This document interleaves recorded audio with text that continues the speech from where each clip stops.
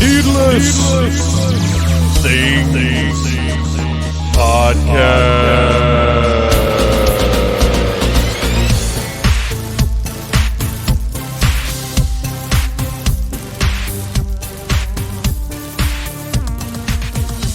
Hey, Phantomaniacs! Welcome to the newest episode of the Needless Things Podcast, where we talk about toys, movies, music, and all manner of pop culture dorkery. I am your host, Dave, and this week we're going to be talking to Neon Warlords, a band you are going to want to hear more of. Before we get to that, I got just a couple little housekeeping things.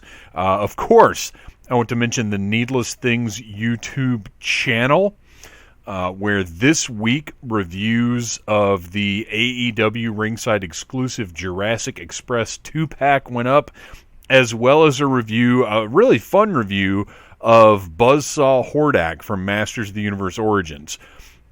It's always weird when I do just like one basic, like it's not basic, it's a deluxe figure, but you know what I mean? It's kind of a regular retail figure. But this was a really fun review and a really fun figure. And then, of course, the Jurassic Express 2-pack. It's awesome. So check those out. Check out all of the toy reviews that are available. I don't even know how many are up there now. Please like, subscribe, share Needless Things YouTube channel. It is probably my favorite thing that I do now. I still love the podcast, and I always will. But doing those toy reviews, I just really have a blast doing that, and I've found a way that it's practical for me to do it. Also, please join the Needless Things Podcast Facebook group. You can suggest things, give input, take part in polls, do whatever. Just chat it up with us about what we do on the show. You can tell I'm using all the catchphrases from all the podcasts I listen to. I am in day one of one of my 5-day stretches. That's 5 12-hour shifts at my dreadfully exhausting job. And I've been the two podcasts. Okay, three podcasts I've been listening to more than anything else lately. The new My World Jeff Jarrett podcast, because I've been a fan of Jeff Jarrett for a very, very long time. I was a huge fan of TNA from 2002 until probably 2010-ish. My friends and I started watching the TNA weekly pay-per-views on the third one, and every Wednesday night for however long they lasted, because I remember when they stopped, we were devastated, or at least I was devastated. But every Wednesday night we would all get together, watch the TNA pay-per-view, and then play whatever wrestling game we were playing at the time, starting with No Mercy, moving on to the SmackDown games. Here Comes the Pain. I think we made it to SmackDown versus Raw, because we did continue playing the games beyond when the TNA weekly pay-per-views stopped. But anyway, Jeff Jarrett, I'm a big fan of him as an entertainer, as a worker, as a guy who has worked his butt off, but also known his value through his entire career. And the podcast that he's doing with Conrad Thompson now is just fantastic. It's not only a look at Jeff Jarrett's career, it's a look at the business of professional wrestling over the last 30 years. It's fascinating to me. And of course, you cannot help but hear Conrad's little catchphrases like "chat me up," which I never thought I would ever say "chat me up," but I just dropped basically a "chat me up" in the Needless Things Podcast Facebook group thing. And then, of course, from the Major Wrestling Figure Podcast, the housekeeping thing. Although I think housekeeping is kind of a general description of an introduction of a show. I didn't specifically get it from that, but at the same time, that's probably what led me to say it. And then the third podcast that I am now listening to on a regular basis, of course, recently on the show, Clown is Down with Pete and Keith. That I really love that show. So if you have not checked them out yet, one, check out the episode of Needless Things that they were on, but then go listen to their show because it's very good. And it's snackable content. But anyway, that's what's going on there. Like I said, I'm so tired of these 5-day stretches. They changed the schedule due to the pandemic and scheduling restrictions and the fact that the job that I do has to be done 24/7, so there's always somebody there, and we have to rotate through while maintaining as little contact as possible, but we need coverage, blah, blah, blah, blah, blah. You don't care. But what it's led to is we do these, every 2 weeks, we do these 5-day stretches, and it's horrible. It's soul-sucking. Like, previously, 3 12-hour shifts in a row was as long as we did in general. If you had an overtime day here or there or whatever, you'd have to work more, but, like, on a regular basis, we worked 3 shifts in a row, and like it's difficult not caring if you live or die for 3 days, but for 5 days, it's very demanding and draining. So anyway, that's where I'm at now. I just got off of 5 days off, which you think would be a commensurate trade-off for working 5 days, but it's not worth it. It just isn't. Don't get me wrong, the 5 days off is nice, but the 5th day off, you're dreading the next 5 days. The first day off, you're just worthless because you're recovering from this horrible stretch. And trust me, the 5 days off are not worth it. But anyway, my last 5 days off, I was pretty productive because, as I've mentioned on the show, I'm running out of space in the Phantom Zone. Had to make some tough choices, and I dodged the choices for the time being, basically, because what I did is I got rid of a section of basically storage shelves that are beside my recording studio, which I laugh a bit when I say recording studio because it's, well, I mean it is, but whatever. So I had some storage shelves that were basically all mint on card, mint in box stuff that I hadn't opened or didn't plan to open, a photo area that I kind of stopped taking pictures in since I've been doing the video reviews. Basically, a lot of stuff that could be boxed up. So, I think I told you guys about all of the totes that I got, the collapsible totes a few months ago for a song. So I've been filling collapsible totes up with stuff. And they're now in the storage room. The shelving unit was one of those plastic ones with the like grate, G-R-A-T-E, not G-R-E-A-T. The G-R-A-T-E shelving. So like you couldn't stand figures on them or anything. It all had to be boxed stuff. So those got moved into the storage room and are now holding boxes and other random things. And I ordered 2 more sets of these fantastic 48-inch by 24-inch steel shelves with, or steel, I guess, frames with particle board shelving.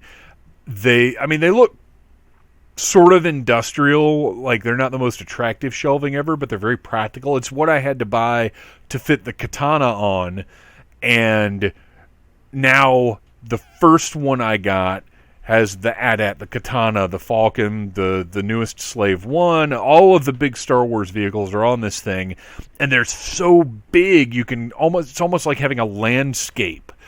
So I ordered 2 more of those. One of them is going to be vintage G.I. Joe. One of them is either going to be MCU or wrestling. But I've got these risers that I got from the Container Store that are fantastic. I painted them a metallic silver. Actually, if you're following Audible Interlude Podcast on Instagram, I put up a picture of a Cobra stun, a Python Patrol stun that I customized very loosely using that word. I painted all the yellow parts this gunmetal. That's awesome. It looks great. I love it. So I used that same paint to paint these risers. And I'll put up pictures of this once you see it. But anyway, over the last 5 days, packed up so much stuff, organized so much stuff, got these shelves put together. I got one set of shelves up. I don't have them loaded up yet. They're empty, and I'll have to put up pictures of them empty before I put everything on them. But I'm really excited because I got a lot done in that 5-day stretch. Very energized. I'm back to walking and working out.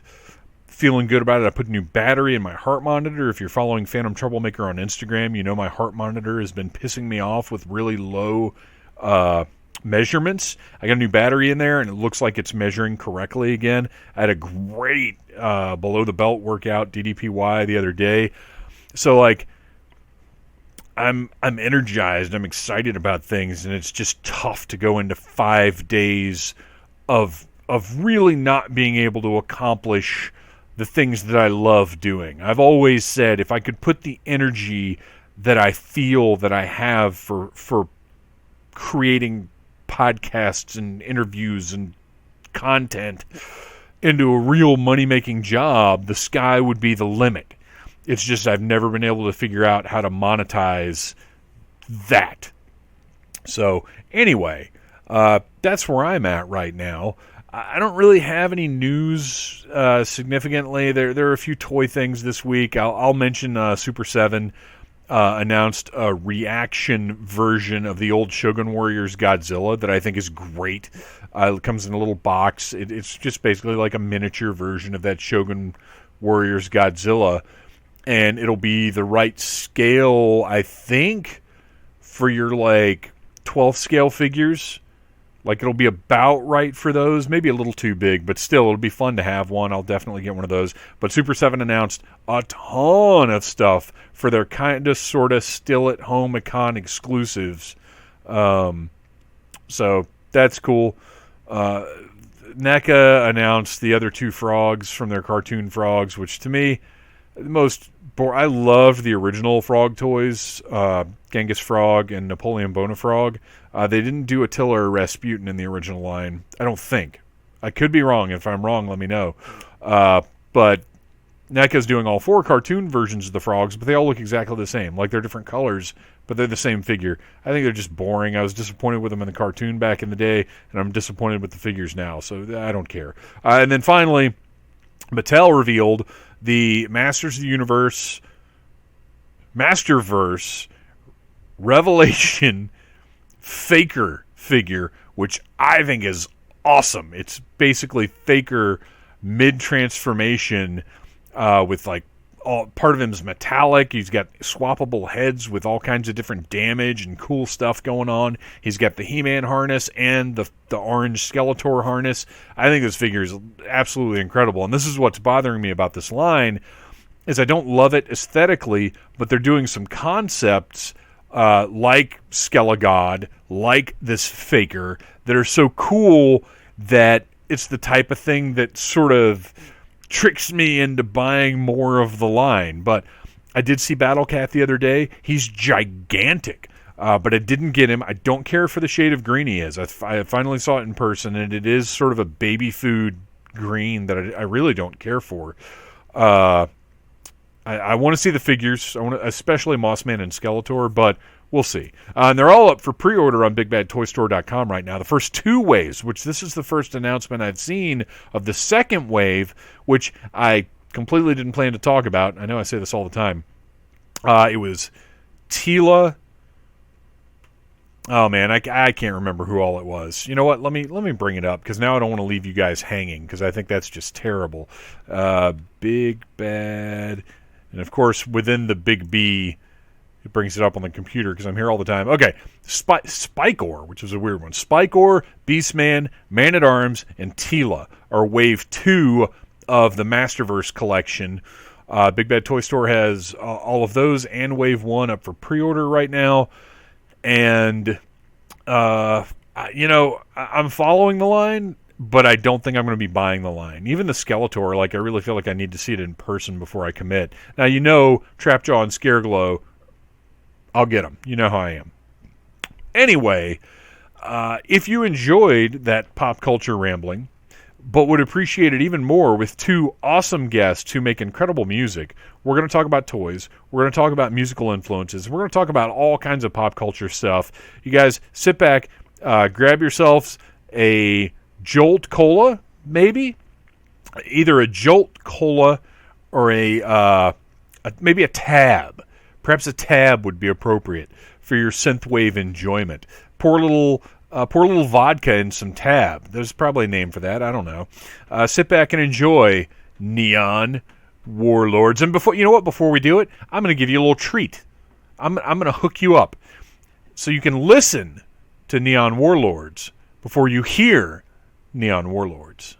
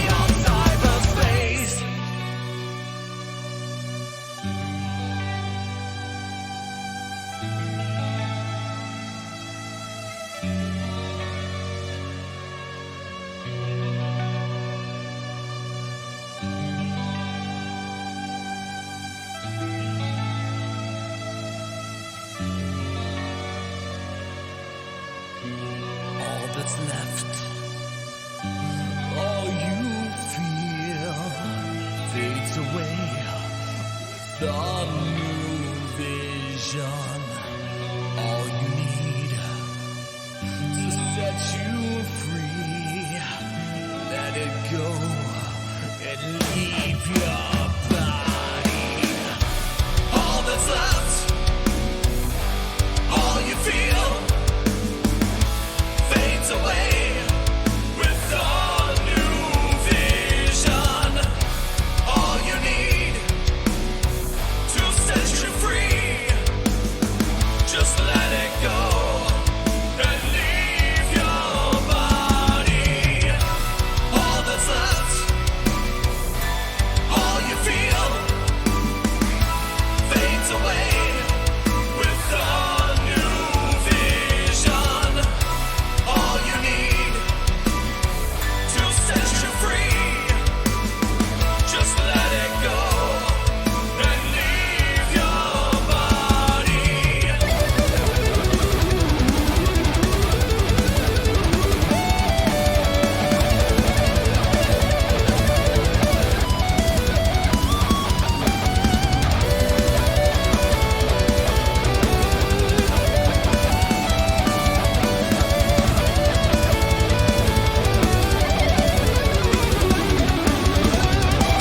All that's left, all you feel, fades away with the new vision. All you need to set you free. Just let it go. You're craving something more than human. Survive, shift into overdrive, fighting through the night, gone without a trace, lost in the shadows. Survive, shift into overdrive, fighting through the night, gone without a trace, beyond cyberspace.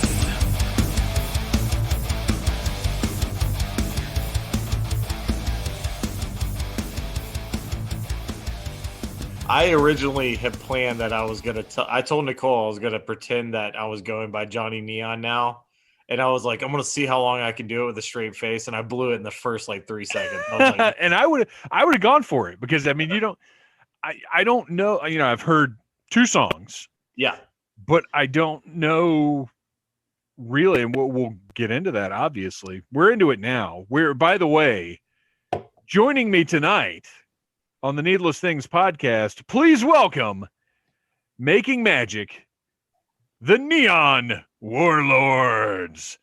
And you guys are going to have to tell me about Johnny Neon and Joey Neon. No, tell me, introduce yourselves here. oh, I'm Johnny Neon, the singer. No, I'm Ryan Cadaver, and I'm the singer, and I help me and Chris write some pretty tasty jams. Chris. Yeah. I'm Joey. Joey Neon. It's Joey Neon. Yeah. Joey Neon from Brooklyn. Yeah. From parts unknown. So Yeah. that's one of the things I wanted to talk about is I wasn't sure because in listening to the 2 songs that I've heard, obviously the sort of synth rock aesthetic has become a massive thing over the past really decade. I feel like this has, I don't even want to say come back, because the kind of music that's being made now and the kind of music that you guys are making now is an evolution of anything that's actually from the 80s. It's a new thing that's rooted in sort of new wave and the synth heavy music of that era, but it's probably since 2010 or so is when I've been becoming more aware of this being a resurgence. Now, obviously it was going on before that because I'm a big dum-dum who doesn't keep track of like underground stuff. So once it comes into my circle of awareness, that means it's like about ready to pop into big pop culture noteworthiness. But for you guys, where did this where did this interest start in this kind of music? Chris, you want me to take this? Yeah, go for it. Well, basically, I've known Chris for a long time. Our Casket Creatures and his band Doghead played together in Albany, which is where he lives. And always, dude, I was like, man, that Chris guy is such a badass musician, like such a good guitarist, just amazing. The dude just can shred.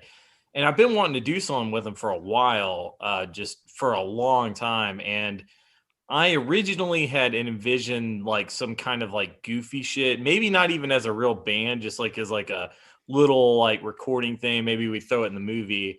And I was like envisioning stuff, kind of like the Hasselhoff Kung Fury, like the kind of like goofy, over the top, inspirational kind of, you're the best around, fucking that Joe Esposito shit, like that kind of shit. And that's the original idea. And then like when me and Chris actually got together for the first time, it like turned into a whole different thing that neither one of us expected.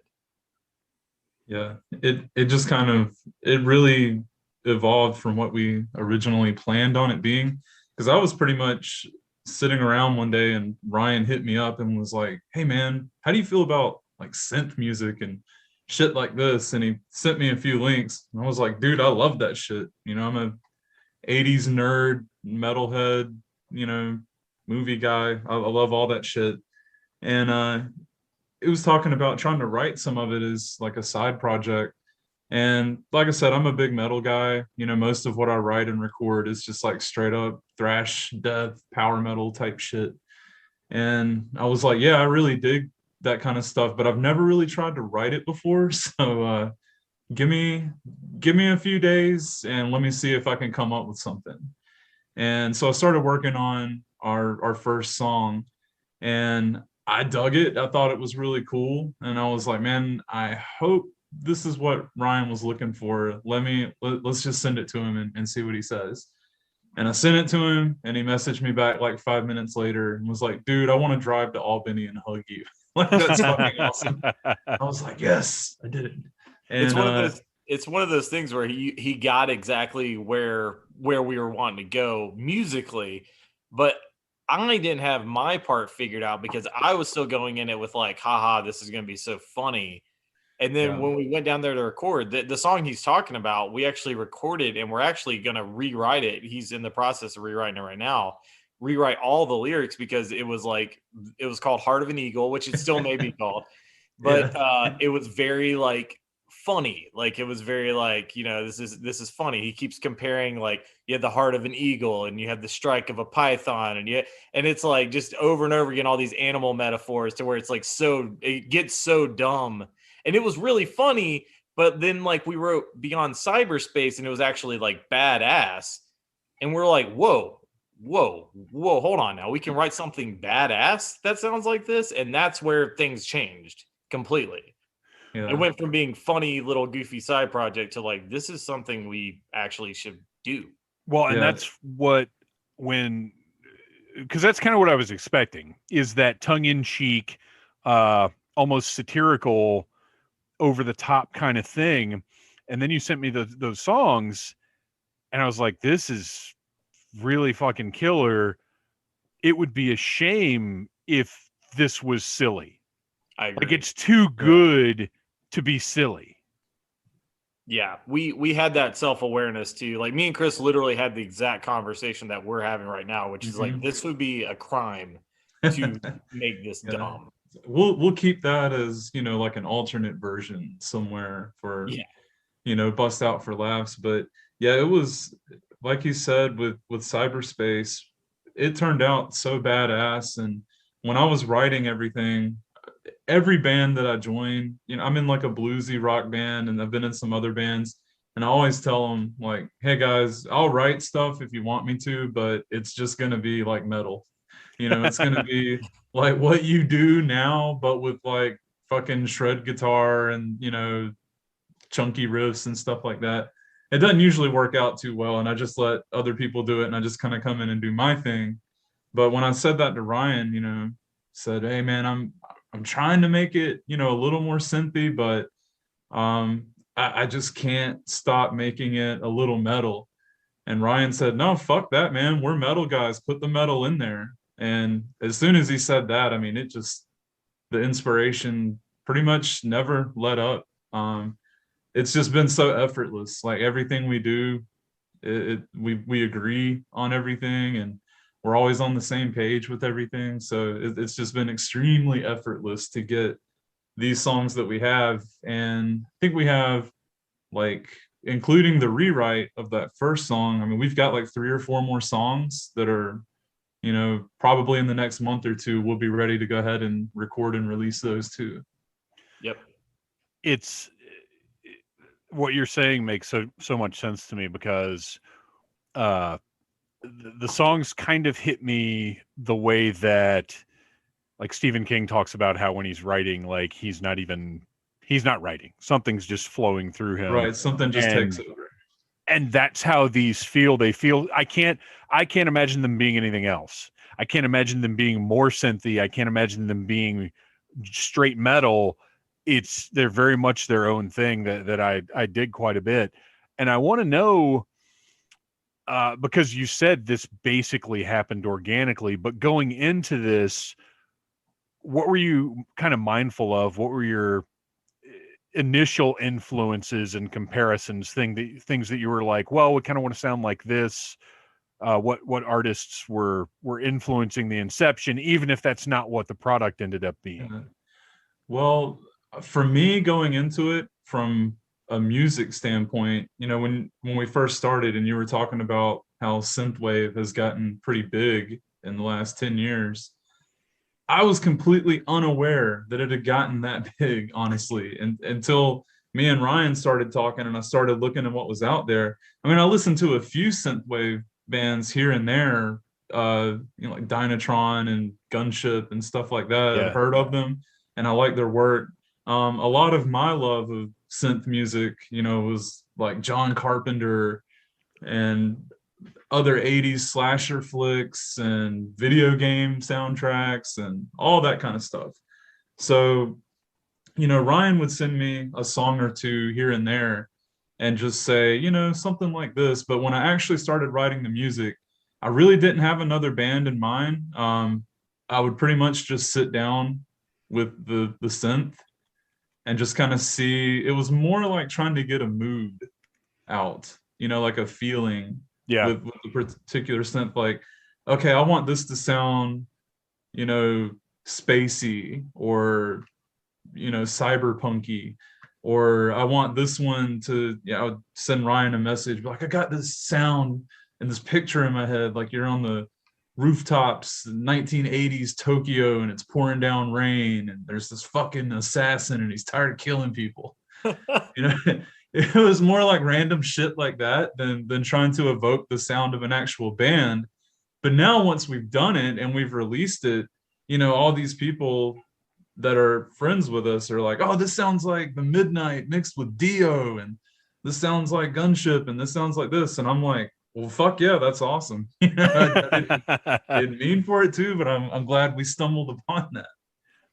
I came across it from compilation albums that would pop up like on Instagram or something. There would be some cool art, and then it would turn out it was an album cover. But I want to recommend to you, Ryan, I've probably recommended this to you before, but for Chris, for you and for the listeners, there's a label called Retro Promenade, and they put out a compilation called Carpenter, and it's all these synth bands. They're not covering John Carpenter songs, but it's basically like music inspired by the works of John Carpenter. That's awesome. It's that sounds awesome. badass. And it's Gunship is on there. If you were to see the bands, you'd recognize half of them if you have any awareness of synthwave at all. But it's a great album, and it's on like Bandcamp or whatever. But we're not here to talk about other music. We're here to talk about Neon Warlords. Ryan, did you have any specific bands or sounds or soundtracks or anything in mind when this first kind of hit you? Yeah, there was a few like songs in particular. One of them's No Easy Way Out from Rocky IV, I think. Yeah. Robert Tepper, but that was one that I sent him, and I was like, dude, I was like, just like listen to how this chorus like hits. Like it's so huge and so badass, and like everything's just right in its place, and like it just takes you somewhere.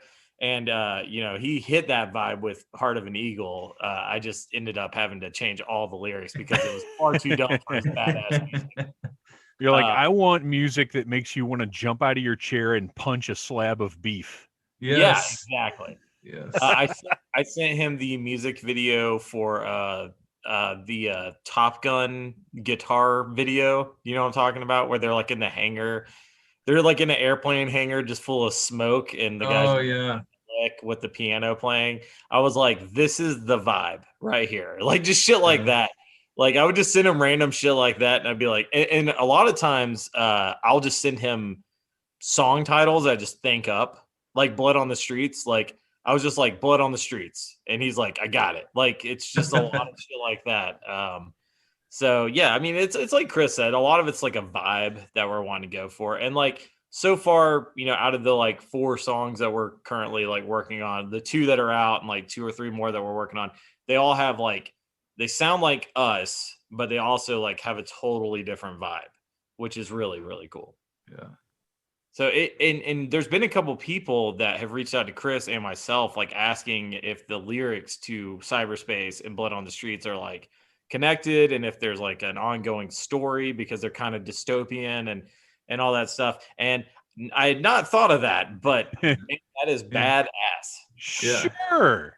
Yeah. It's Yeah. the Neon Warlords verse, man. Don't you Yeah. know? Submit your theories.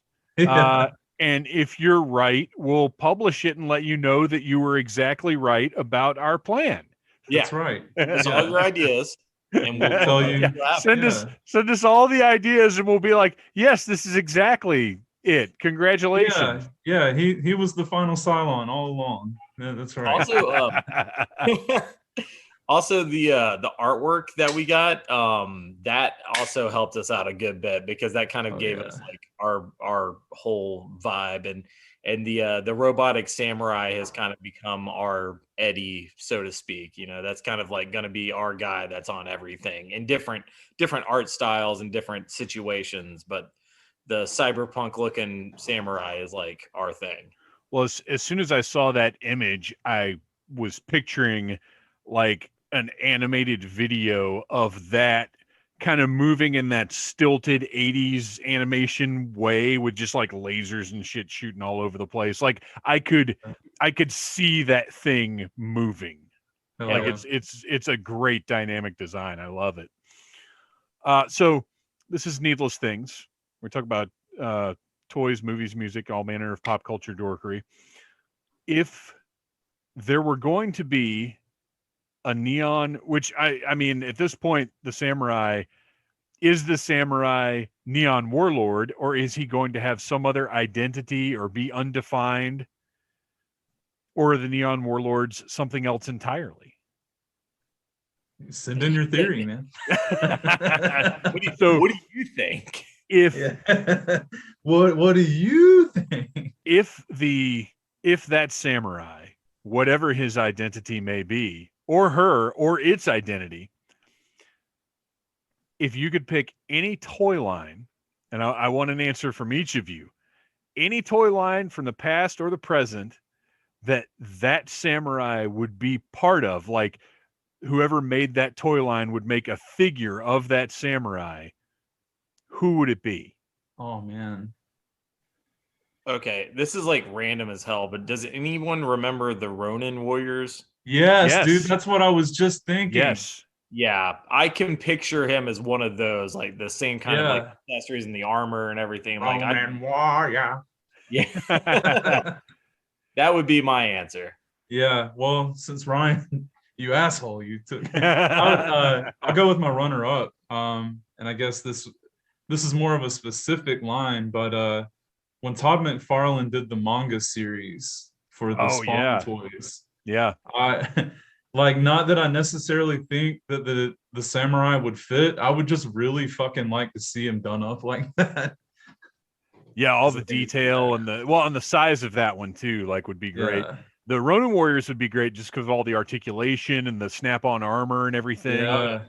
But the McFarlane would be great as just a static version. My pick would be a Micronauts style with the vac metal armor pieces.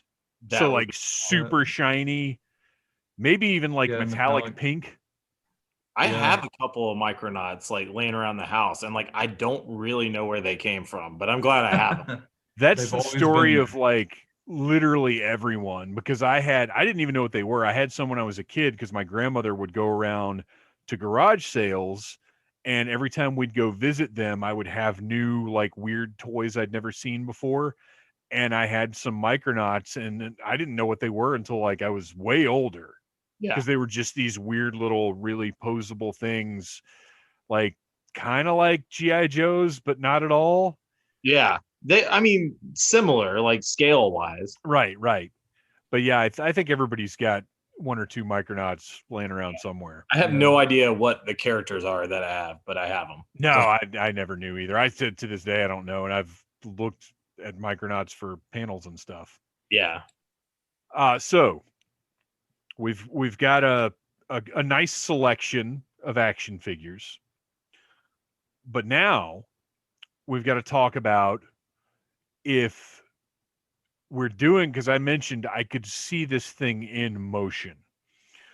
But for you guys, music video wise, you're going to use this character. You got to use this character because it's incredible. But what medium are you going to present it in? What when you think of your music and this thing in motion, how do you see it? That's a great question. Chris, do you want to answer? I mean, like I've thought about this a lot because it's always been that thing like, man, if we had a budget, it would be fucking awesome because we could dream up so much cool shit. I mean, it would have to be something retro, like a hand-drawn Transformers animated kind of thing. I just don't see it. I mean, for it to be live action or like CGI, it would have to be like really fucking good and expensive to be believable. So I would definitely think like a hand-drawn animated kind of style. That's how I see it. Yeah, I don't think you could go with like the Beastie Boys Intergalactic. Yeah. Like it would look awesome, but it wouldn't fit. Like we were saying, it's not silly. So that doesn't fit the aesthetic, but I could see some really cutting edge puppetry. I think could work well. A combination of puppetry and CG where the figure is done like tabletop Bunraku style, something like that, but it has effects and stuff around it. Like a combination of like green screen and puppetry. Yeah, absolutely. Yeah. That'd be pretty cool, actually. But I could just like straight Power Rangers style, just go over the top with the live action. and that's the thing is this: you guys have a sound and now an aesthetic that can fit, I think, into a lot of different mediums. You have a lot of storytelling potential with this thing that really kind of started as a goof. Yeah, absolutely. It started as like, haha, that would be funny. And then it became like, holy shit, we're doing this. Like, this is like a thing that is part of my life now. Yeah. like we talk daily about Neon Warlords. Like, it's a serious thing for us.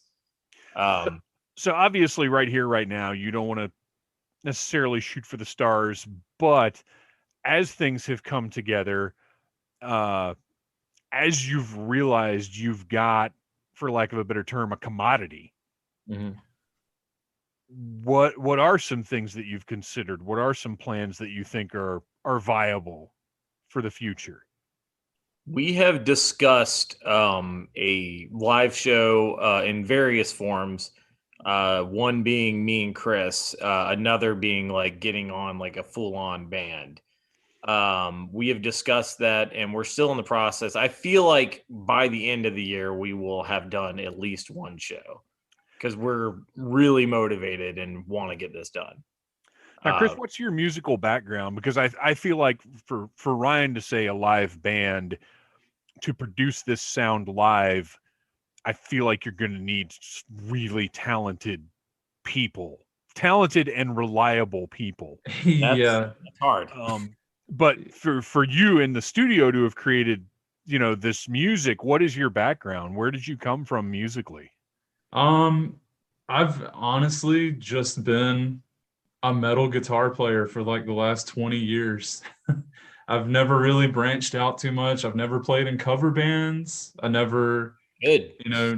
did that whole thing. I'm 36. I started playing when I was 16, and 6 months into playing, the guy that taught me how to play guitar was like 15 or 16 years older than me. And he taught me how to drink and he taught me how to play guitar.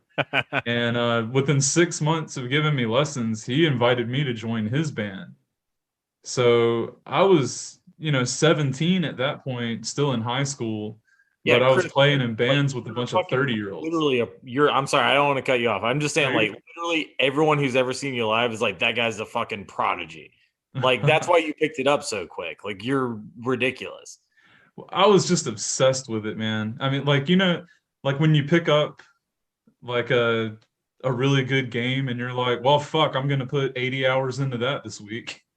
Like guitar was like that to me for like years and years and years, and it still is. But when I got to be probably in my early 20s, I got into studio stuff, recording, because uh, where I live, it's hard to have a metal band. There's only so many people that can play that style around here.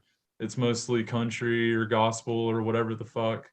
And I was like, okay, fuck it. I'll just learn how to record and I'll be the whole band myself. And so that's pretty much how it goes. Anything that pops up, I'm just pretty much like, well, fuck it. I'll learn how to do it. Like when Ryan hit me up about the synth stuff, I really have no background in keyboard or piano or anything like that, or making electronic music. So it's like, well, I mean, I've got the tools for it, so fuck it, let's give it a shot. But yeah, that's pretty much my background, just playing in metal bands for the longest time. You were telling me you're basically like the guy for gear and stuff because of your job and everything. Yeah, I work at a music store here in town. It's like pretty much the biggest store in town, and I've been there for like 5 years now, and just from being in local bands and being a part of the scene for a long time, and a guitar and studio guy, I get a lot of people that come to me that want to build studios or want to put something like that together. Or like the main thing I get over and fucking over again are people want me to build pedal boards for them, man. Jeez, like not even build them, but just like, hey, I just bought like 56 effects pedals. You want to like hook them up for me? Like, yeah, that sounds like a great time, dude. Uh, yeah, I'm a gear nerd. I do love studio gear, and that getting into synth and stuff like that. It's almost like getting into a new line of toys or something. It's like, oh shit, something else I can piss my wife off with wanting to buy, to collect. Well, to go back to the video game analogy, congratulations on being addicted to something useful. Yeah. Good job on that. Yeah. Oh, I'm addicted to games too. Well, that's okay though, because you still get that primary one of something that is potentially profitable and enjoyable by other people. Yeah. Like nobody. Well, I guess people do though. I was going to say nobody wants to go to a club to watch people play video games, but I guess that is kind of a thing now, isn't it? I know, isn't that so weird that people want to watch people play games now? Like, I've got an older brother. So the worst thing I could possibly fucking imagine is having to watch somebody else play a game. Because I spent my whole childhood like waiting for my fucking turn. I will say this though, I watched 3 people play WWF No Mercy on YouTube the other day. Extremely entertaining. Yeah. Literally the only time I've been entertained by watching other people play a video game. I can do it. I'll I'll watch some if it's somebody that I like, or a YouTuber or a friend that's streaming or something like that.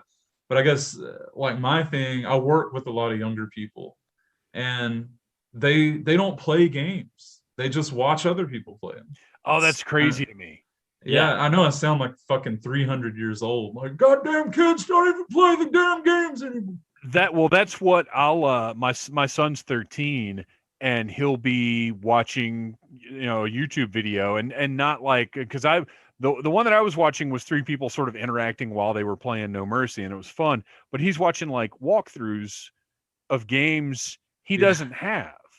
And I'm like, so you're watching this person finish the game. Does that mean we don't have to buy it now? He's like, no, I still want to play it.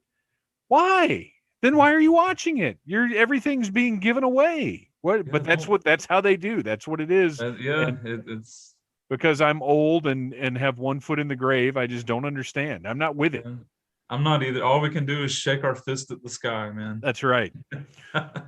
There's write that down. Shake your fist at the sky. That's another song title.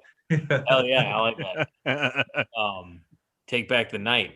But yeah, so anyways, basically I will only watch like horror game streaming, because like some of those are really fucking entertaining. Yeah. If you're some of the WWE, some of the women in WWE will play some kind of horror game. I can't remember what it is, where they like wander around a dark house, and every once in a while some little kid with no teeth jumps out or something. I don't know what it is, but they all scream and jump, and like that shit's funny. It's just funny. It's just funny. Yeah. It's like kids falling off of bikes. It's funny. Yeah, it's always funny. So to bring it back around to toys, because this is a conversation we've got to have, because it's Needless Things, and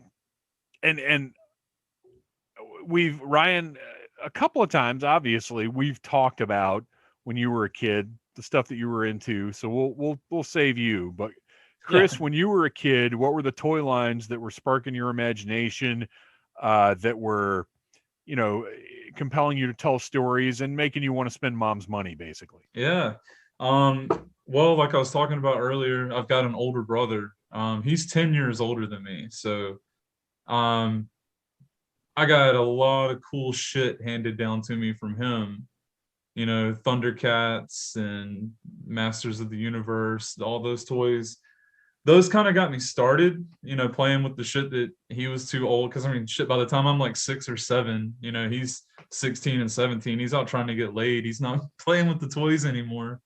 So I got all those. When I started coming into my own and the things that I liked, a lot of the Todd McFarlane and Spawn stuff, because I love comics and cards and all the Marvel shit that was around at that time, like the 94 Fleer Ultra card set. And oh man, those Marvel trading cards of the 90s, man, we all had them. And I'm about 10 years older than you guys. I'm your brother's age probably, but everybody that walked into a comic shop had those cards, because you just every time you went in, whatever you bought a pack of those, at least one pack.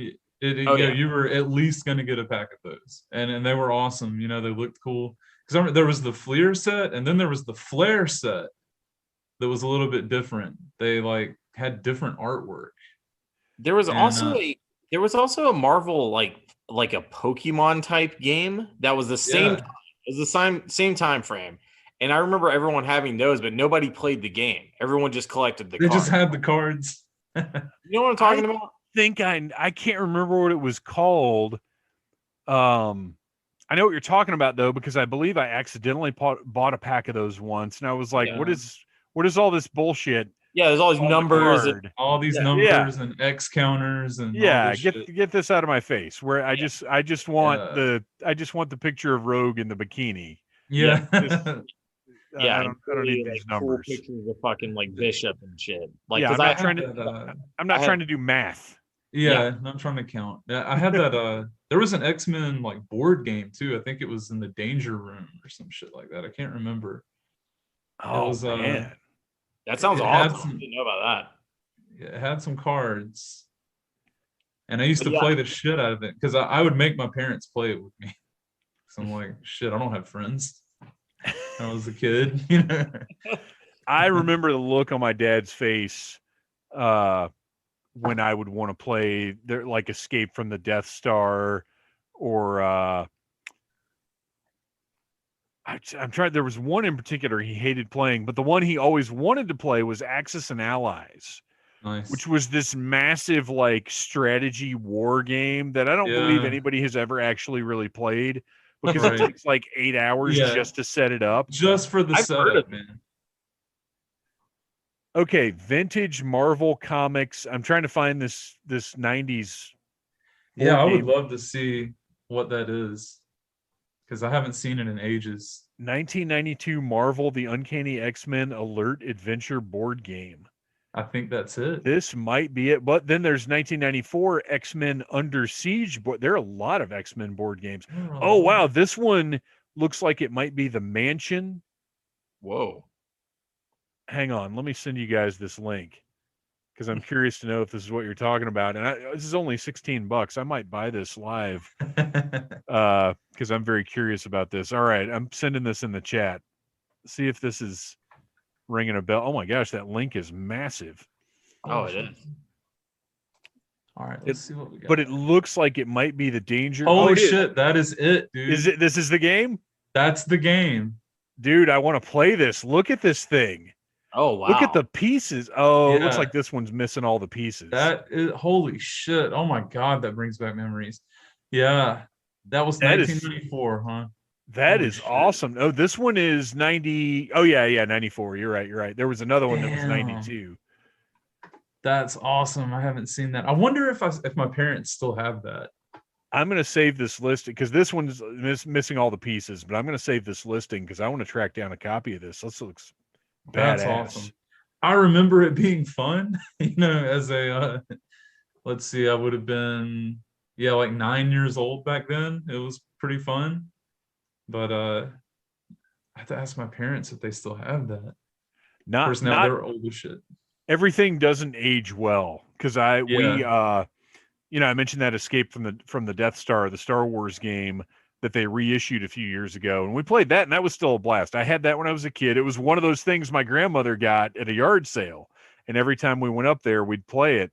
But then there was another game, the Planet of Ice or something like that. It's from Empire Strikes Back. It takes place on Hoth, and they reissued it. I had never played it, and sat down with my son. We played it, and both agreed that it sucks. It is no good. Very That always disappointed with that sucks. one. Whenever you go back to something that was awesome and it's just horrible. Me and my wife had that about, oh shit, it had to have been 14 or 15 years ago. This was before we were even like dating. I was hanging out at her parents' house, and me and all my metalhead friends, of course, talked nonstop about fucking Crossfire. The old Crossfire game. It had like the man. raddest soundtrack and everything. And Yes. she was like, Crossfire? I've got that game up in my attic. And we were like, well, fucking now you tell us, go get it. And she got it down and we started playing it. That is the loudest fucking game ever made. Is it louder it's than just- Hungry Hungry Hippos? Yes, because the fucking balls are like clack, Real. clack, clack, clack. They're like ball bearings, right? Yeah, they're just straight up ball bearings. And we're sitting there playing and it's loud as shit. And her dad comes around the corner and he's like, your typical Southern ex-military dad type. He's like, what the fuck are y'all doing in there? Crossfire. he didn't sit down and sing the song with you. Sadly, no. I was kind of disappointed. Ryan, So- what about you? What we've talked about Masters on of the the Universe. on the subject of board games. When we were Okay. so nowadays, I only play board games when I'm drunk. So they have to be simple. Now hold on just a minute there, buddy, because you turned me on to this Universal Monsters game. Oh, that game rules. You can't play that Um, fucking game when you're drunk. That's true. That game has a lot of rules. Dude, I thought I was gonna die Bo was sitting there reading the rules for like an hour and a half, and I really felt my soul like leaving my body. I was like, this cannot. He's got to be fucking with me. There's no way there are this many rules as to how to play this damn game. Okay, so to kill the creature, you have to get in the boat and move 3 spaces when you roll on a blue. Yeah, But- But the little girl has this power that the investigator doesn't have. So if you want to choose the librarian, she's really good against the werewolf. But Yeah. the werewolf can do this shit. I'm like, dude, are we? It's like morning. The sun is coming up. Are we ever gonna play this game? yeah, no, it's that game is insane. And I That was was super drunk. That was a good quarantine game, but yeah, not so much a drunk game. But I got the Haunted Mansion board game, and I was so excited to play it. And I was getting drunk over at our neighbor's house, and we're having a good time. And we tried to bust that out, and it was the same thing.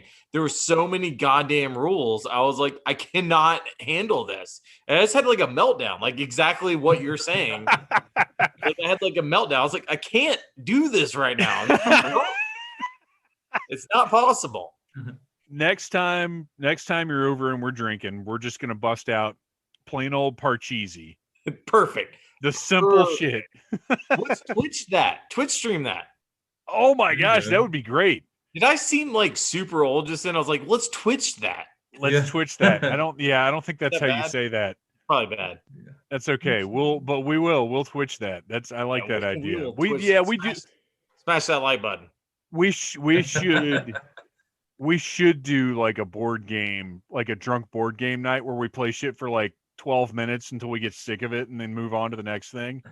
And just flip the table and then like have to set it all back up drunkily and like sadly. Drunkily. Somebody Um, might be a little drunkily right now. No, I've actually only had 2 beers. That's not good. Well, Speaking of I've which, had I'm gonna go grab another one real quick. I've had half an owl of Elijah Craig. Ooh, Half an owl? nice. That's Oh my next God, level. man. oh. Oh, that's awesome. All right, That's be cool. right I back. thought Gonna you grab a like beer real quick. fucked up. Yeah, I should've man, come more please. prepared.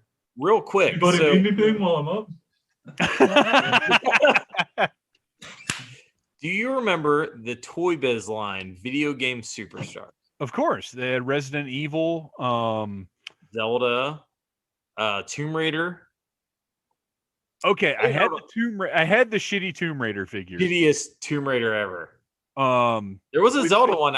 I didn't know didn't about she it. have like fabric shorts? Yes, they were leather. Like They were pleather. like pleather. Yeah. Yeah. Okay. I didn't remember there was a Legend of Zelda one. I Yeah, thought I they didn't were know that. all. I thought they were all Capcom. Dude, there's a Zelda one. I did know about it. I just What? looked it up. Okay, Look it up. I'm looking this up now. Video But Game that's- Superstars. Is that it? Yeah, by Toy Biz. But so I was just thinking about that. I was like, that's one I haven't talked about on the podcast. That is a toy line that I was obsessed with, and they're terrible. But like at the time, I was like, holy shit, like these characters from these video games, they have toys of them. And that was like so unreal to me. Oh, dude, I had all of these Marvel versus Capcom ones because Oh, yeah. Yes, I had that one. Strider was one of my favorite NES games, For and sure. it came with Spider-Man. Which, granted, this Spider-Man is from the Toy Biz Marvel line, and is well, I guess for the time it was kind of cool, but it's got a really awkward pose. Yeah. But I had that set. Yeah. I had all of those.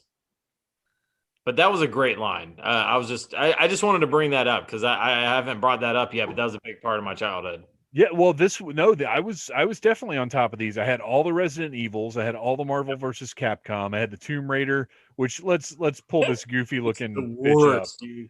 It's one of the It's- worst figures ever. Look at the shoulders on this thing. The face is the face looks like a blow up doll. Yeah, she has like scoliosis and she's like got a blow up doll mouth. It's not good. But this was 97. Yeah. But I 90 I remember the accessories being cool and like the bat and all the little villains were cool. But I also remember like I was like, man, she like kind of does not look like Tomb Raider. Like even back in the day, I was like, this looks bad. But this is what like these weird poses and stuff. This is what a lot of toy lines looked like at the time, like Total Justice and stuff like that. Yeah. Oh yeah. Like these fit right in. I didn't remember that they had all these Nintendo ones though. Mario Kart, Diddy Kong Racing, and then Zelda. Yeah, I I didn't know I about don't that either. even looking at these because it's Link and Epona, isn't that the horse? Yep. I don't remember these at all. Yeah, I never saw those on the shelves. That's wild. And then Darkstalkers, which I think I had. Yeah, I had all the Darkstalkers ones too. Because even though I sucked just as bad at that game as I did at Street Fighter, like the character designs are so good. They're awesome. Yeah. Actually, the last Joe Lana I was at, I bought a bunch of those because somebody had the Darkstalkers toys from that Oh, line. nice. And, I bet they're not pricey. No, they were like nothing. Like $2. even now, I bet they're not. Yeah, they were all open, but they had the accessories and everything. I Who bought a cares? shitload. Yeah, Yeah. no, that's I don't even. That's fine. So like Toy Biz, people now barely even remember Toy Biz because now Yeah. Marvel Legends is Hasbro. Yeah. But Toy Biz was a game changer because they started with the Batman 1989 toy line. Yeah. Like that's where they began, and from there spun off into a DC line, and then the Marvel line, and then all the video game superstars, all this other stuff. Such a massive force in the 90s that is just gone. It's Yeah. wild. Yeah, it's insane. But that I just wanted to bring that up because like that was a toy line that like I had all of these video game characters, and I would have them all in my Ghostbusters house, and they'd all be like solving crimes and shit. Like that was like my jam. Hell yeah. Yeah, It was always cool when you could get video game toys because it was rare at the time. it was rare because like nerd shit is cool now. Yeah, And everything is so easily accessible. I remember, and this wasn't even like the biggest deal, but I fucking loved playing with these toys. So like the smaller GI Joes were always super articulate. Yeah, that were fun to fight with, and they came out with some Mortal Kombat ones. Yeah. Yes. And they were fucking awesome. And those were my favorite toys for years. They did game ones and movie ones. And the game ones were actually a subset of the G.I. Joe line. And they also did Street Fighter. That's right. Yeah, they had the full G.I. Joe articulation, but they looked like the characters from the games. And that was, like you guys said, video game toys weren't super common back then. No, not at all. It's not like it is now where like literally everything is a trifecta of like comic book, video game, toy, movie. Yeah. You get it all. Yeah. Money. Yeah, which is great. If It's you're cool. a It's big good nerd for and a us. collector, yeah, It's it like works what a out. time to be alive. And I have to tell my wife all the time, like, my wife is a lot cooler than I am. She didn't really get into a lot of nerd shit until we got together. And I mean, we've been together for like 14 years now. So I've indoctrinated her pretty deeply at this point. I got her most people are like, oh, I wish I could get my wife to do this sick shit. But for me, it was like, dude, I got my wife to read the Silmarillion, or just some shit like that. And so she's really into, a lot of Marvel stuff now. Well, she's into the movies and the shows and everything. That's fine, because when we're watching the movies or the TV shows or whatever, then, she's like, okay, so what's he really like? Did they do a good job on that?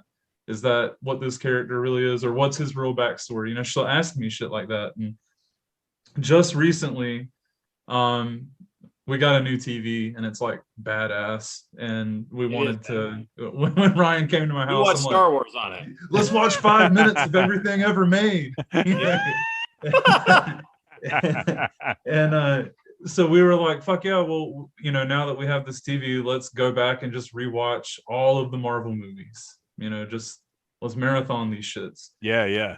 And just by the time we got to, the Infinity Saga and everything, I was just sitting there and I was probably fucked up. That's probably a safe assumption.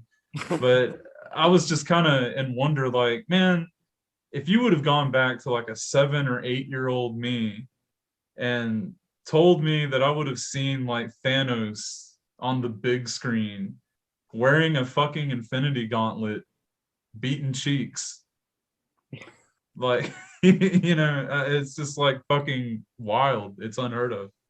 I think a lot of times we get so caught up in our own personal wants and expectations of this stuff that we fail to appreciate just how amazing it is that it's being represented in any way in Right. mass media in the way it is. For sure. Definitely.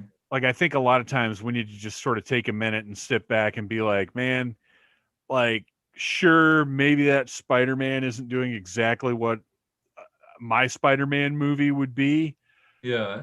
but it's Spider-Man Yeah. with Iron Man and like all of these Right. Marvel characters. Yeah, shit that we Are you never not thought. entertained? Right. In the biggest budget movies that get made. This is not, and look, I love the Roger Corman Fantastic Four. Don't get me wrong. But this isn't the Roger Corman Fantastic Four. This is Right. 100% top-notch, state-of-the-art filmmaking. The Yeah. best that's being made technologically. And we're getting to sit back and enjoy one every few months. It's incredible. It's Now great. they're streaming it straight into our homes. Yeah, man. Oh, I know. And the quality's It's great. just as good. I just got done watching the new episode of Loki right before we started recording. I haven't got to I see haven't it I haven't yet. watched it yet because I I know. haven't seen it yet. the family's out of town, so I won't watch it Yeah. until tomorrow. It All was right, fun. so I want to bring it back around to Neon Warlords. And this is the question, and Ryan, I've asked you this question before. Call me about the John. Yes. About the casket creatures. This to me, in the way that I engage with music now, and as a collector, this to me is an important component of, I guess, marketing a band or a musical product. At what point are you guys putting your sound on vinyl? Because I feel like it has to happen nowadays.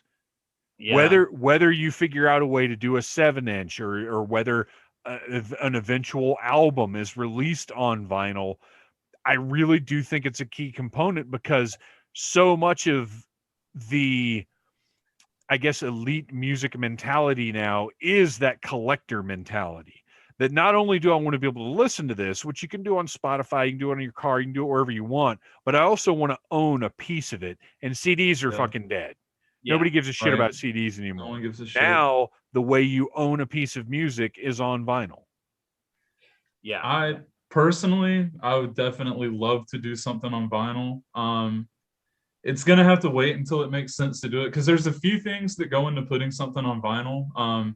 For one, the music has to be mastered for vinyl. As far as when you're recording something in the studio, you've got the mix phase and then you've got the mastering phase. The mix phase is you're putting everything together. You're making sure that the bass isn't covering up whatever, all the frequencies work together, everything sounds good. Making And sure the then- snare isn't louder than everything else on the album. Right. Make sure everything sounds good on its own. And then, the master is like the finishing touch. It's like the inking. Okay, I got you. You're putting that final sheen on there and you're bringing everything up in loudness to commercial volume. So that, if you're listening to a bunch of shit on Spotify, you don't want your song to be 5 decibels quieter than the song that came before it because our ears perceive louder as better. I can't tell you how many times I've been recording some guys in the studio and they were like, oh, that sounds like shit. That sounds like shit. You need to do this. You need to do this. And I'm like, yeah, I got you, man. And I just like turn the volume up a little bit. And they're like, fuck yeah, that's what I'm talking about. So our ears play those tricks on us. But yeah, you do have to master a specific way for vinyl so that it doesn't sound like shit, basically. Really? That's interesting. I had no idea yeah. that was. It can bring out like a lot of shit that you didn't know was there once it goes over to that physical medium. And number two, it's fucking expensive Yeah. Yeah. to do Just the vinyl. setup cost alone is like $600. Yeah, yeah, Like it's just fucking getting expensive. set up for it. And So you have to pay for the shit. yeah, Yeah. you have to pay for all that for them to set it up. I definitely want to do it, and I think we definitely will do it one day. I do too. But I want it to make sense when we do it. I want it, I want to make sure it's going to sound good. I want to make sure that it makes sense financially for us to do it. And I want it to be like a whole fucking package. If it's going to be a big vinyl, I want fucking artwork, Yeah. more than just one picture. Yeah. I Yeah. want yeah. like a goddamn storybook in there, I want it to be the full package. But having said that, I don't think this is blowing the lid on anything, but we're definitely going to do some cassette tapes. Oh yeah, yeah, absolutely. And that's one I have exact matter of fact, it's sitting right around here somewhere. The cassette tape thing has not gotten me because I've got a dual deck cassette player my dad gave me from like Oh, yeah. 1978 or something.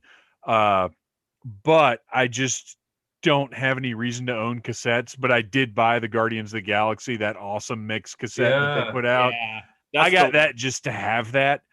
But Oh, yeah, yeah. cassettes, and again, like I was saying, it's a way you can own the music. So it's not even Yeah. like if you want to support an artist, who gives a shit if you're going to listen to it or not? Like support the artist, buy the cassette, have the thing, put it on your shelf, and it's there. Like it's not even really about listening to the cassette, although apparently It's- people are doing that for some some people strange do. reason. Yeah, it's more, I mean, the best thing that you can do for a band these days, I mean, of course, the artistic side of me is like fucking listen to this and enjoy it. Yeah. It means something. There's even if it is lighthearted or whatever, there's real emotion put into this music and there's real emotion put into these lyrics. And but to support a band, the best thing you can do is just talk about them, tell people about them, and buy their shit directly from them when you can. Those are probably the biggest things you can do. You can be a huge supporter. I have friends that have bands that, I would never tell them to their face, but it's just like not my thing at all, the genre wise, but I'll fucking share their shit and buy their merch, and I'll tell For people, I work at a music store, so even if I don't listen to that genre of music, somebody might come in that does, and I'll say, hey, my friends are in a band, you should fucking check them out because you might like that shit. I fucking hate it, but you might like it. Well, and that is the best thing you can do to support music. And I think that's a little bit of where I'm coming from with the having a thing to own. I like it when bands have more than just t-shirts, because how many fucking t-shirts do I need to own? But give me a koozie. At least one more. Yeah, well, right, yeah. A Neon Warlords shirt, obviously. That's happening. Give me a koozie, give me a fridge magnet, give me a cassette, whatever. Give me something other than a t-shirt, because I want to buy your shit, but I don't need any more t-shirts. Yeah. It's talking interesting about that a good bit. About merch ideas. Yeah, because and again with the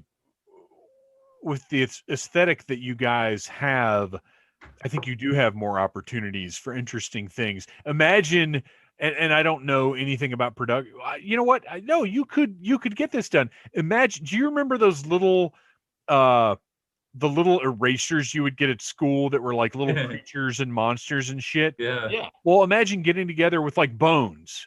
Bones could make you tooling for a little rubber Neon Warlord samurai guy.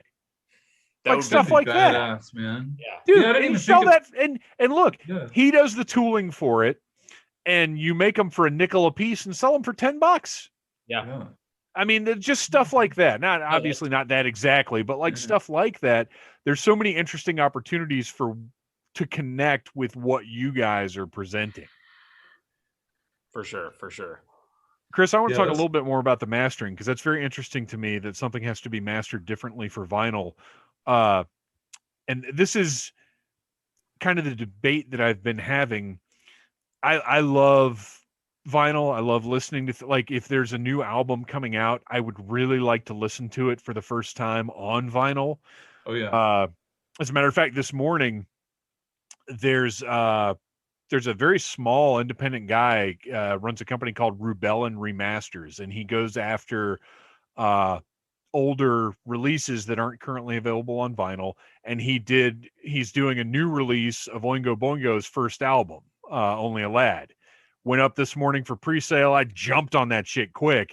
Can't wait to hear that on vinyl. Like, there's something to me, and I can't ever quite define it because I'm not an audiophile by any definition, but something about the sound quality, I feel like it's more direct, Yeah. or I feel dumb using the word organic, but that's how it feels to me. No, that would be the proper word. That's a good word for it. There is a difference in the sound, absolutely, and there's a few things at play with that. It's the what we would call dynamic range of those frequencies, those specific frequencies. So I'm trying to think of the best way to explain this without going off for like an hour, because if you get me started about like studio shit, I just will never shut the fuck up. We'll save that for another episode. Yeah, We'll get granular with Chris one day about studio stuff. I'll go deep. So we'll just basically put it this way. With the advent of modern recording, everything's got to be bigger and louder, and the highs are higher, the lows are lower. You know, everything's just more extreme.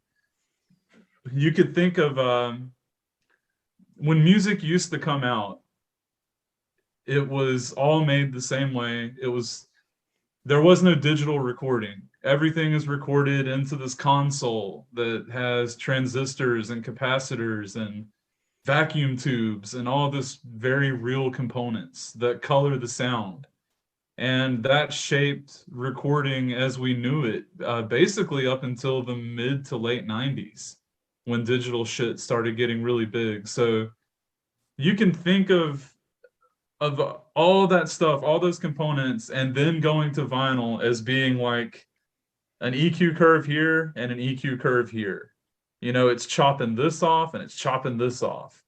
And that's what you hear, that nice, warm, rounded, vintage sound. And it's nostalgic too, because, you know, if you grew up listening to records or 8-tracks, you hear that sound, it takes you back.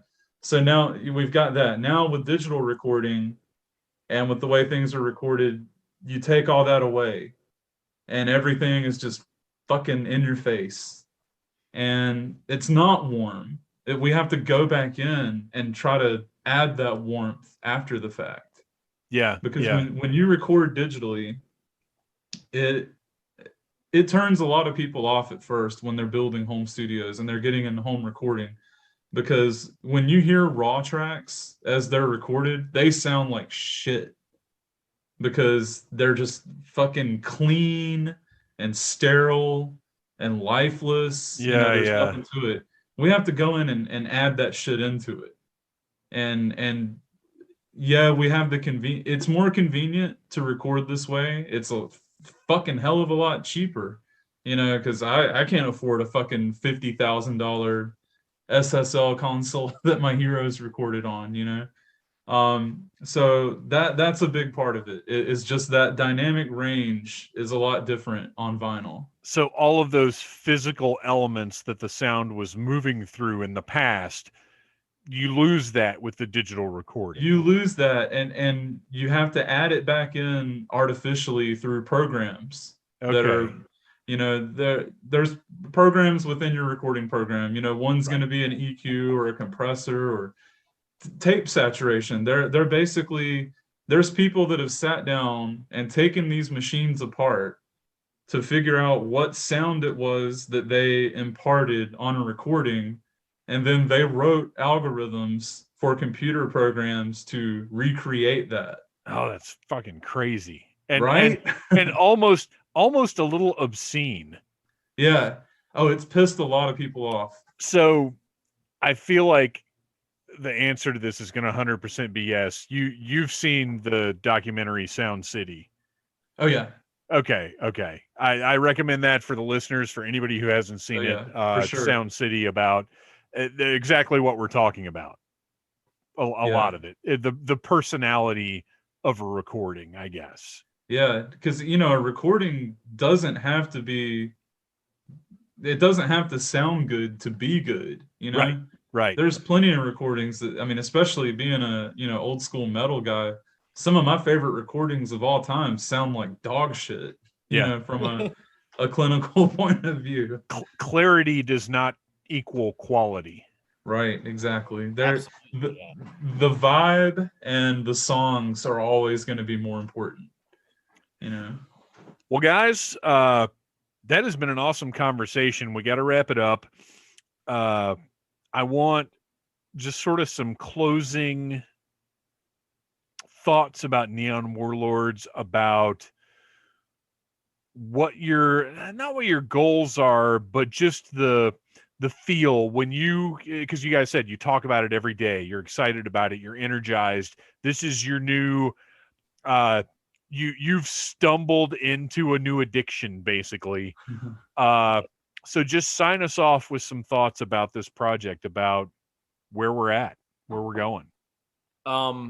Basically, I'm just extremely excited to like finally get to work with Chris. I think he's an awesome dude and a great guitarist, and I'm really excited about the music that we're making. It's something that like I never really thought as a singer. I mean, I've been singing my whole life, and I never thought that I would be doing something like this. But I'm extremely fucking excited about doing it. It's so out of my element, and I love it.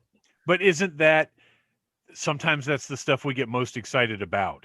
Yes, for When sure. it is something that's a challenge, something that's different, something that's out of our comfort zone. Like, that's the best shit, really. Absolutely. Yeah, 100%.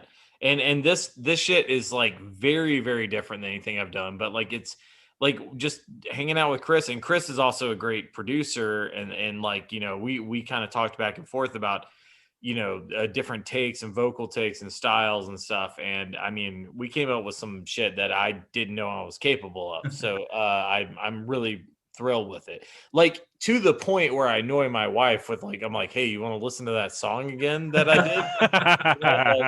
It's like that. She loves it. He does. Yeah, and I guess for my closing thoughts, I'll reiterate that too. When he was talking about at the beginning, when our old bands first played together, I knew they were a horror punk band, and I don't remember exactly. I'm pretty sure we were getting shit faced in Yeah. the parking lot Yes. beforehand, but I was excited. I don't think I had really heard them, but I was excited because they're all wearing like cool clothes and makeup and shit, and I was like, yeah, this band's gonna be badass. And knowing that it was a punk band, as soon as they came on stage and Ryan started singing, I wasn't expecting that kind of voice. Yeah. And I didn't even know the guy, but I turned to my wife and I was like, I'm gonna fucking start a power metal band with that guy. And here we are now, and we've, like Took you a said, few it's years. awesome working with Ryan. We're on the same page with everything. I think we want the same thing out of the music. We want it to be fun, and it can be serious, and it can be fun. And I think the proudest I am is that when people listen to it, one thing that comes up over and over and over again is they say, it sounds like you guys had a really fucking good time doing this. And that's did. something that you can't fake that in a recording. You can't, that's just something that has to be honest, and it has to happen. And when it does, you're really fucking lucky that you found a combination to where somebody that barely knows you can listen to it and they just instantly get a smile on their face, and they're nodding along, and they're, yeah, dude, it sounds like y'all had a fucking blast. And I'm like, yeah, we fucking did. We are. So we want the music to make everyone that hears it as happy as it makes us to work on it. Well, that's perfect because right now the listeners are going to get to hear one of the tracks that you guys have released. But before we get to that, where can we find Neon Warlords online? We are on Spotify. We're on, I can't remember the exact rundown. It's Most online music retailers, iTunes, Google Apple, Play, Amazon. all that shit. Where chances are wherever you buy music digitally, you can probably find our shit on there. There you go. We're all grown ups. We know how to use Google. Neon Warlords. You guys, thank you so much for sitting down and talking to us. And Chris, I 100% want to have you back on for like a 2-hour how the fuck do studios work episode. Fuck yeah, man. Let's do it. I want to get into it, man. Yeah, all I'd right. love Thanks to a do lot, it, you man. guys. All right. Take care, guys.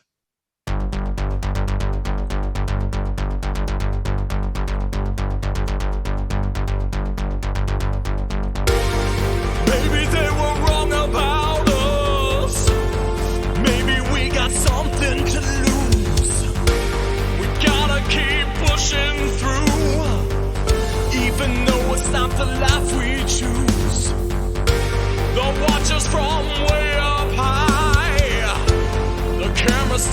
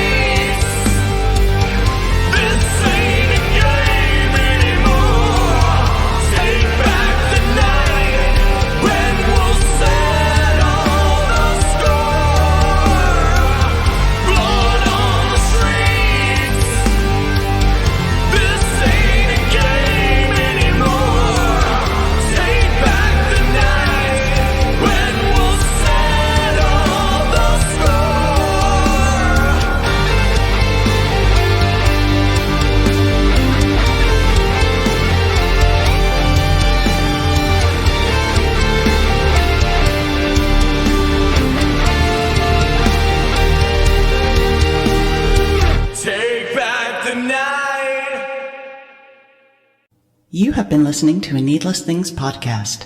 You can follow Needless Things on Facebook, Twitter, Instagram, and at needlessthingspodcast.com.